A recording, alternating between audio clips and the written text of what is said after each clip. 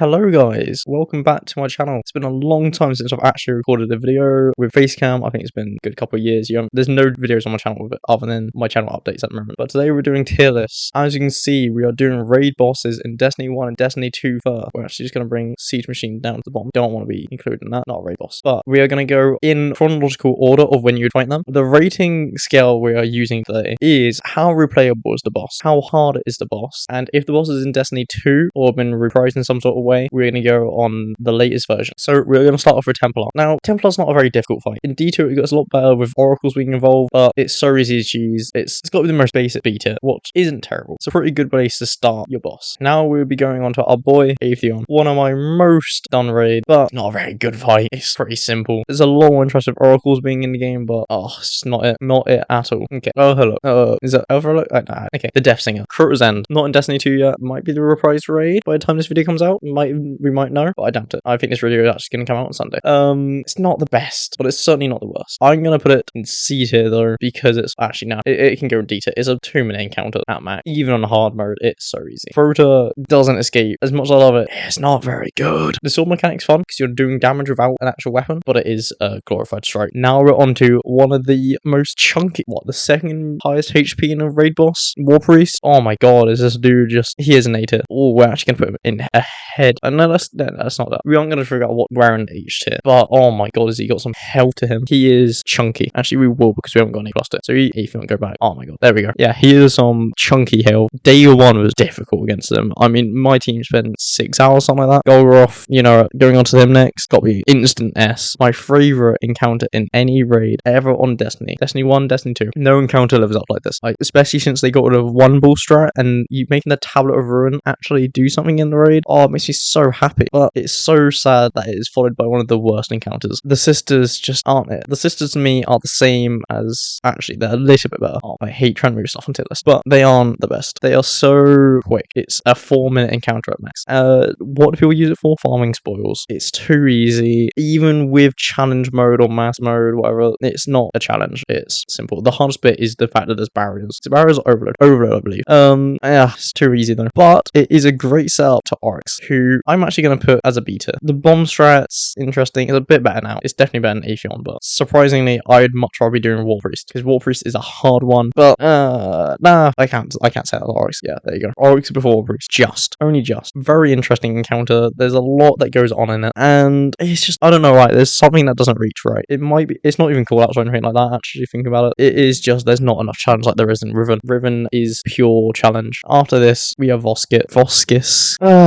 What can I say? Wrath of the Machine is my least done raid. Well, one of. And it's an interesting encounter. Good warm up to the raid. Doesn't hold up to anything else in the raid though. But I will put them on the low end of A tier. You can really tell I haven't done Wrath of the Machine in a long time and many times because I just don't know where to put them. But I am going to actually put Axis above Atheon. Actually, yeah, above Atheon. When it gets reprised in D2 at some point, it might actually become an S tier raid. And the raid itself, S tier, but the encounters not so much. Okay, well, we're finally done with Destiny 1 raids. So let's go on to possibly one of my least favorite encounters to do. Alice in Leviathan. This raid is, I don't know, as a B or C. It's a really high C or it's like a low B. I'm going to put it in C tier because it's not the most interesting. Like, yeah, you split the raid party in half. Other raids have done that, for example, Vogue. But just sit there calling out like, oh, Chalice cut. Oh, Chalice's cut. It's not that interesting. I don't know. Not for me. Argos is the same. Actually, no, Argos is high D tier. Not interesting. Not much is going on in that encounter other than cooking craniums. It's boring. The only fun thing about the encounter is that he shoots at you and tries to get you to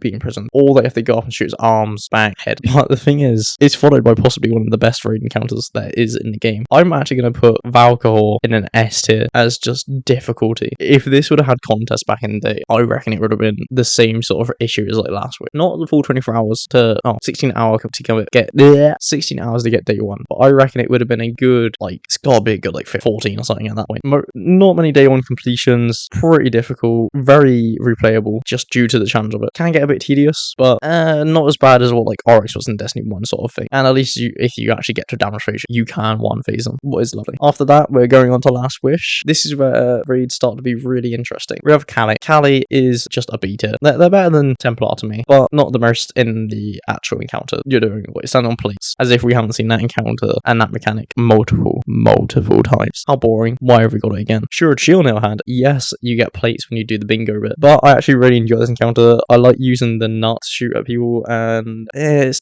definitely doesn't peak, but it's better than Canic just. Morgith, on the other hand, it's just bad version of Templar Golgoroth. It is a C tier for me, and it's below Crota. I'd much rather do Crota and Callus any day than I would Morgith. So boring. If we were doing encounters, Volt would be on here and would be quite high. It'd be like an A tier because it's such an interesting encounter to me, but it's not. So going on to Riven, it'd be unfair to put Riven as an S. No, not as anything other than S. God, it would have to be an S+.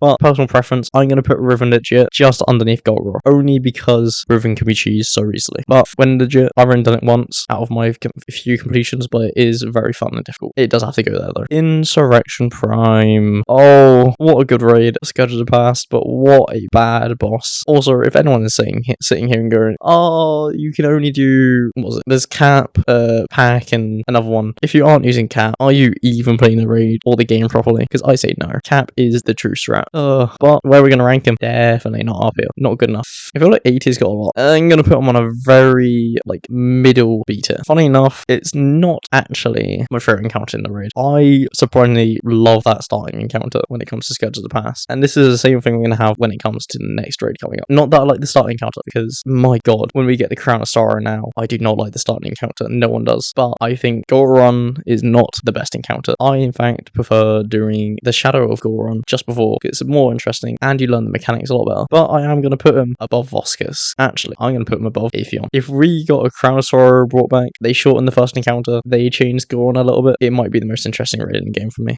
Now we are on to Gambit, basically. It is the Gambit, the raid boss. Consecrated Mind, it would have been higher for me until they made it a dungeon boss at the same time. Not very interesting. If we're doing off the lore, they would be a lot higher, because anything when it comes to the Vex is interesting to me, even more so when it's so divisive. But day one, quite boring. And hang on, I just forgot. When we talk about Goron, we have to give it the credit of being the first raid having contest mode. Well, it's too late. We've ranked Goron, doesn't really change. Going on to Consecrated Mind though, there's contest, yes. Was it very interesting? No. It will place above Sanctified Mind when it comes to it, but it's also going to be it's only going to be there. Even Callie outranks it. I'm so sad we put in a final boss of an actual raid here in Destiny 2 after Forsaken came out. But Sanctified Mind just annoys me. The building aspect is a pain. Tethers aren't as bad as what people say they are, but they certainly do have a lot of problems to them. I think a lot of it is just placement of teammates though that affect it. That's not even the worst bit. I just hate the Gambit mechanic. And trying to hit that crit, if it doesn't hit, it's just messy up. If we're ranking the raids, it'd be a lot higher just because of Divinity. I love doing Div. It's a very fun quest, but it's certainly not the highest. Oh, I just remembered what comes up next now though. Atrax, because we're going to skip Crypt Security as it's not an actual boss in my mind, but Atrax certainly has to go S tier. It's actually going to go above Riven for me. It's one of my favorite encounters in the game. Golgoroth was beaten by this in my head until Destiny 2 Kingsfall came out. Atrax is a encounter I will always scream Raid Night for. Deepstone itself isn't raid I love. It's such a shame though that Taniks just falls flat on its face and is outranked by Templar in my mind. And that's just because I think Templar's got a better DPS way for it. Even though I did love and enjoy very much so how Taniks changed what we were using for our DPS meta in time. Next up is another just amazing raid encounter to me. This Caretaker, he has to be high. Would he outrank War Priest for me though? Yeah, go on then. I'm looking at this tier list now and I'm thinking Oryx outranks a lot, but Caretaker's such a fun boss. I love the idea that, he's health gated, but it's the highest amount of health in a boss. You have to go up the stairs each time. It's so fun.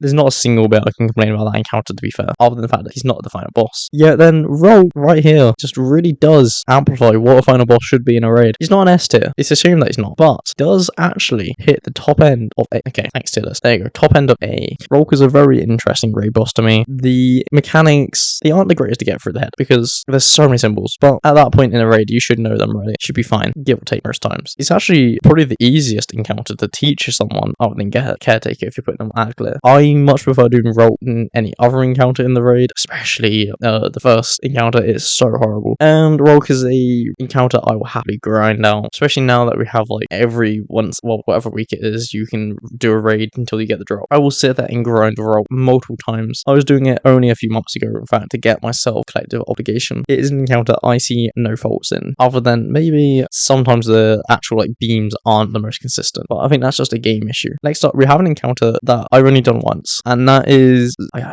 might have to zoom in. What is his name?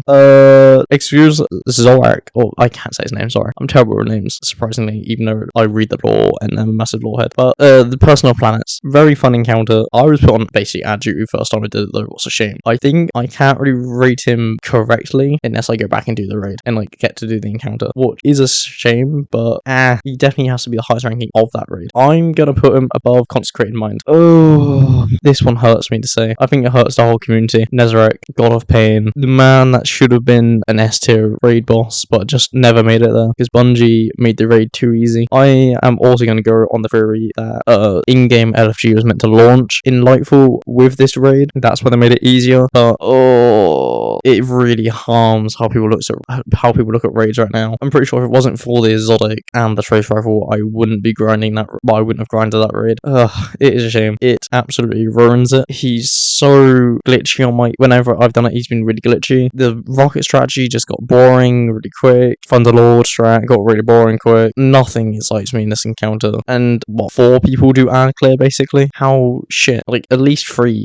People have soloed him flawlessly. Well, people solo flawless whole raid within the first month basically. God, people were solo flawlessing parts of the freaking encounters in day 1. Okay, admittedly he wasn't part of that, but he was still getting done really quick. It's a 2.5 hour day 1, and if we're counting that, he's got to be ranked low. I'm gonna put him just above Templar because I don't think he deserves any higher at the moment. But that is the end of today's tier list. I really hope you guys have enjoyed. Sorry that this is a bit of filler content. We're just in the point in the season where there's nothing new out at the moment. We're waiting for the showcase and next season to be shown, and oh my god, I need you guys to put in the comments. Are you hoping that it's Crota's End? What else? Leviathan, Wrath the Machine, or Scourge of the Past getting put as a revised raid? Personally, I want Wrath or Crota. I think Crota's End will be really interesting to see if Bungie can make it actually difficult, but Wrath the Machine is obviously like the higher community wanted one. But I hope you all have enjoyed this video. Please don't forget to like and subscribe.